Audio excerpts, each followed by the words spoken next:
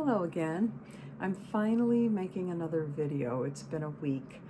I'm here in my pajamas, ready for bed, but I wanted to make a video to update you and let you know what's going on. I haven't made a video in a week. It's been a very busy, long week. I did go in last Wednesday on May 13th to be with Paul on the day he got his stem cell transplant. It was a special day, his new birthday, and I wanted to be there. And I stayed there for a week.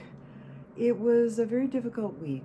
Paul was pretty sick with fatigue and diarrhea. It was really kind of awful. They were giving him Imodium to help combat that. He also was dealing with low blood counts, red blood cells, white blood cells, platelets, and he has had to have a couple transfusions, blood transfusions already, and today apparently he got platelets. I stayed with him for a week, and it was pretty difficult because I don't want to complain, but the accommodations were awful. Granted, I wasn't going to a 5-star hotel. However, you would expect a little bit of comfort for a family member who's staying there for a week. What I found is that the cot that they had for me to sleep on was so uncomfortable. I don't know if my back will ever recover. And I did ask for a different one, but they were sort of like, eh. So that didn't work so well. The bathroom situation, we wanted to keep Paul's bathroom clean because his immune system is pretty wiped out, or mostly completely wiped out from the massive chemo he got. So I needed to use the bathroom outside of the unit, and it was a bit of a hike, but I needed the exercise sitting around in a hospital room.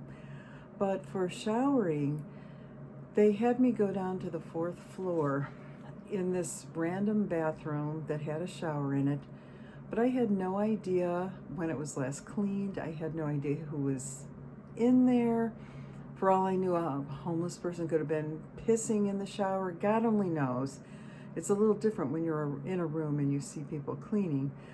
So that wasn't real good. I managed to work with adult body wash wipes and dry shampoo because it was just awful, that shower.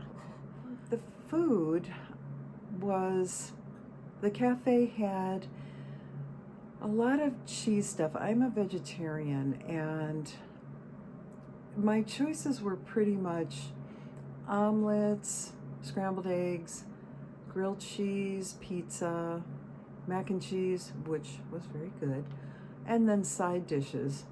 They did have the farmer's fridge, which is a vending machine that vends healthier options. They have large salads about that big that are really delicious. They have bowls such as pasta bowls, a mac and cheese bowl, things like that. And then they have yogurt with fruit. So that was good. But the trouble is that with so many people and hospital workers, they run out of food quickly until they restock. So I felt like the whole time my diet was awful. I wasn't getting fresh air or sunshine. The only exercise I was getting was walking around the unit. Sometimes I would walk with Paul. Otherwise, it was me going to and from the cafe or me going to and from the bathroom. So by the end of the week that I stayed there, I felt like I was falling apart.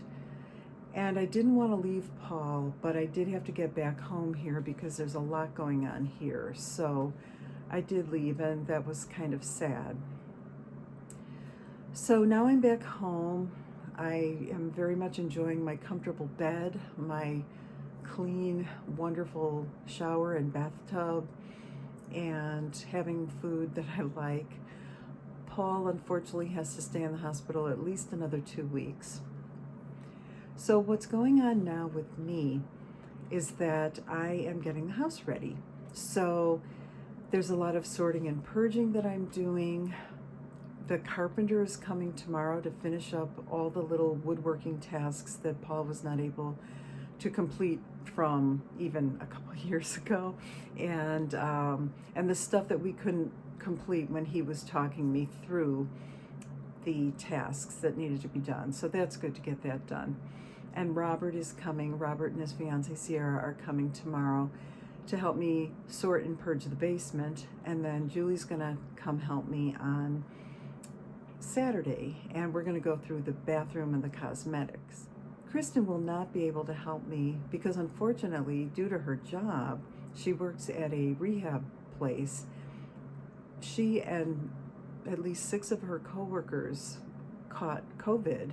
Thankfully, her case was very mild. It was like a bad cold with a bad headache, and she stayed in her quarantine, and then she was cleared, and now she's back at work. They've assigned her to take care of COVID patients, which makes sense because she's probably immune now. So she won't be able to come help me. I'm sure she would have if she had been able to. She's very good at sorting and purging and getting me to throw things out. So my weekend is mainly going to be uncluttering the house and getting everything out of the way, because on Tuesday the cleaning crew is coming, and they're going to spend at least 2 days here because they're doing everything. Today I brought one of the cars in to get the vents cleaned out and to get detailed. Next week I'll bring the other car in. I just want to get the air vents cleaned and sanitized so it's not blowing mold and icky stuff into Paul's face when we're driving.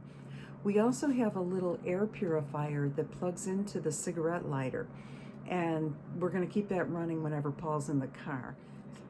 So my plan is to supervise the cleaning next week and get everything squared away with the cars and the house and the organization. And then I will be able to go back and stay with Paul until he's discharged. We're thinking that he'll be discharged the first week of June. I am going to bring him a suitcase full of clean clothes this coming Saturday. I can't go back there. They have all these rules, and I can't go back again until I commit to staying there until he's ready to discharge. And I'm not going to be able to prepare the house if I go back now. So it's a little frustrating. I think the rules are somewhat annoying. For all of the hospital's strict rules about me coming and going and them not wanting that, you would think that they would have a high standard of cleanliness, but that is not the case. When the cleaners came in, some of them didn't even clean the bathroom, and they would mop the floor real lightly in a manner that my Aunt Martha used to call a lick and a promise. They didn't get under the bed in the corners. It was really gross. And I would clean Paul's bathroom using the hospital cavi wipes, like in the middle of the night if I really had to go and I didn't want to truck out into the hallway. I would use the bathroom, and then I would take the cavi wipes and completely wipe down handles, door handles, sink handles, toilet handle, and toilet seat, so that the bathroom was clean when Paul had to use it. And then one time I was walking by a room. The room was empty. There was no patient in there. And a man was working on the ceiling, but they didn't even cover up the bed with a dust cover. And so anything that he was dribbling out from the ceiling, any dust, dirt, mouse turds, asbestos, God only knows what, just flittered down onto the bed, and then they're going to chuck a patient in there. I'm really not impressed, and I am going to make a complaint. I don't want to make it now when Paul is there vulnerable. I don't want to get anyone's back up. But when we leave, I'm going to give them a piece of my mind, because I just found it appalling. So that's my little rant. Sorry. Yeah, it was a struggle and quite difficult. So be prepared. If you have a loved one and you're going to go stay at the hospital with them, just be prepared. It's not fun. It's painful and unhealthy, and it is a little boring, to be honest. I hate to say that. I was there for my husband. I helped him, but he rested a lot. He slept a lot, and it was quite boring. So Anyway, kind of a negative video today. I'm sorry, but I'm still recovering from that. Hopefully I'll have a better week. I'm scrambling to get stuff done, but hopefully next time I make a video, I'll have a more cheerful outlook. Anyway, thanks for watching. Bye.